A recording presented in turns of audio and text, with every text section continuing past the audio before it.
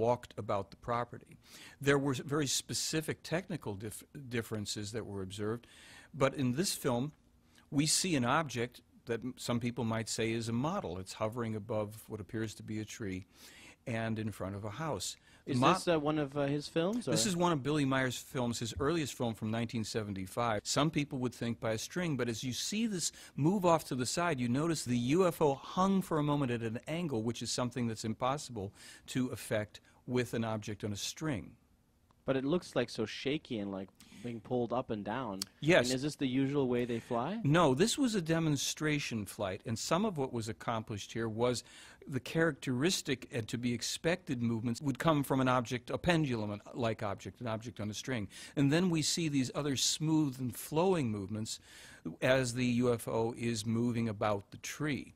We're told that this was done for a couple of reasons. One, to actually demonstrate flight in a terrestrial environment, and two, to also give an out to skeptics who would have to say this cannot be an object from outer space. It would be too threatening to their belief systems. However, at a certain point, we can actually see the top of this tree swaying under the backwash of the UFO. And if we look back at the very opening of this film, we will notice that there's a great deal of space between the UFO and the sky, making it very, very unlikely that it could be an object suspended on a string. And why is this film so like blurry and like it looks like an old film? I mean, well, it is an old film, shot in 1975 on a snowy and rainy day, according to Meier, and shot from a distance. So what we're seeing here is a rather poor quality film, to be sure. And we're just having to make the best of it ourselves in our understanding. Is this tree still there today? The tree is no longer there, as is the case in a couple of the other films and photographs that Meier took. And what do we see here? Here is a much clearer film segment that Meier took with a UFO hovering above a road, and we can see a car moving slowly to the left in the bottom. Oh yeah, that white dot there, yeah. The white dot. We're going to see another one in a moment. We also notice that there is a tree branch with some leaves to the left. Meier was encouraged oftentimes to have objects in the foreground for perspective and calculating the distance. Here the craft is moved suddenly to the left, and it's exhibiting a characteristic floating motion that we're told is really the craft riding on the magnetic field of the Earth. In this film, we can see an object, a toy made in the 1990s, invented by physicists, called a levitron, that exhibits this type of movement as this object, in these repeated frames, floats above the base. We dissolve here into Meier's UFO as it too is exhibiting that type of hovering, pulsing movement on the magnetic field of the Earth as he was told. Now watch as the object will suddenly dart away in one frame, disappearing from view. How is that possible? Meier was told that they have technologies that allow them to move out of phase, out of dimension, within a part of a second. They can not only move out of dimension that quickly, they can also pop back into dimension.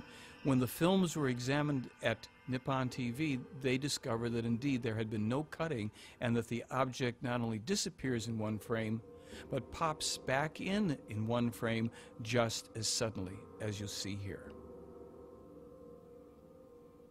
So where does it go while it's gone?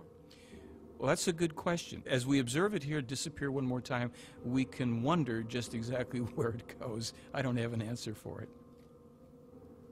That's Billy Meier in the lower middle of the film. He's walked into the film. He'd set up his camera on a tripod as we again see one of the UFOs hovering in the distance. And again, notice that it has this movement, this slight pulsing up and down movement as it rides on the magnetic field of the Earth. And this film? This film, Meier has the UFO as it comes in closer. He also zooms in on it a bit, and we will see two very dramatic effects of a light flashing there from the top. There, yeah. You see it? And then from the rim of the ship. Why is it flashing like that? That was not explained. As a matter of fact, when Meier mentioned it to them, to the extraterrestrials, they were surprised at that effect, and they wanted to see the film too. We see it again go on there. Now, as you watch this film, in a moment you're going to be able to observe more clearly that the craft is actually above the Earth. There's a bit of a hill or mountain just below the time codes there. So clearly this was photographed outside. This was filmed outside. And this is one of the films that the owners of Uncharted Territory, the Academy Award-winning special effects house, they viewed this film and determined that it was not a hoax.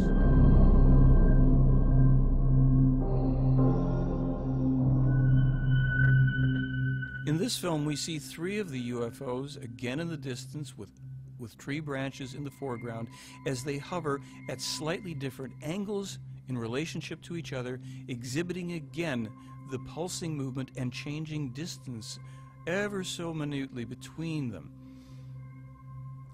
Uncharted Territory said that if they could duplicate actually a different configuration. When was this video taken? This was taken in 1981, outside. Meier has the camera set up. This is his first video camera. And the UFO here is about 200 to 300 feet in the distance as best we can calculate. Meier snaps some of the photographs here. He'll then leave the frame. He'll go out of frame again for a while before coming back in. Some skeptics had claimed that this was really false perspective, that it was a small model tree set up close to the camera. For anybody that's been to Switzerland, rural parts as well, and especially near where Meier lives, many solitary trees appear on these hillsides, and they look all too good to be true unless you're familiar with the fact that there's a very vibrant life force. The trees are clear, solitary in many occasions. Here, this solitary tree has the UFO hovering virtually motionlessly in front of it. How is that possible? In the other films, it was moving. Here, it's like standing still. Well, it seems that the UFOs can be controlled consciously by the Plejaren. People have to think that through for themselves and see if they accept